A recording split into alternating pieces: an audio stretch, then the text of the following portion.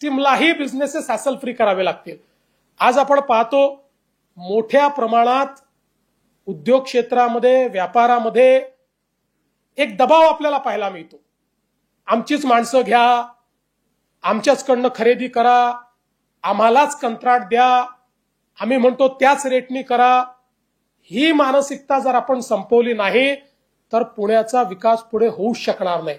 आज पुण्याच्या विकासामधला सगळ्यात मोठा बॉटलनेक जर काही असेल तर दुर्दैवाने या ठिकाणी जी दादागिरी घुसलेली आहे की जी इन्व्हेस्टरला त्या ठिकाणी हा निर्णय करू देत नाही की त्याला काय परवडणार आहे. जर एखाद्या इन्व्हेस्टरला ग्लोबल कॉम्पिटिटिव्ह राहायचं असेल तर त्याला जे सगळ्यात स्वस्त आहे ते घ्यावं लागेल. ज्या सर्व्हिसेस सगळ्यात स्वस्त आहेत त्या त्याला घ्याव्या लागतील. त्यातनंच तो कॉम्पिटिटिव्ह होणार आहे. पण अशा परिस्थितीमध्ये जर अशा प्रकारच्या दबावामध्ये त्याला काम करावं लागलं तर या सगळ्या पॉलिसी काम करू शकणार नाही.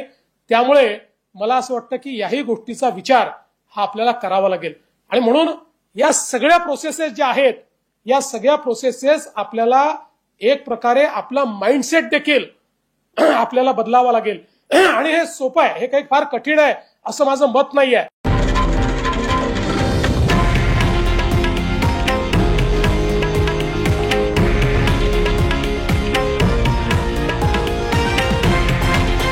हे आहे देशातील नंबर 1 न्यूज नेटवर्क आणि आपण पाहत आहात TV9 मराठी, एकमेव.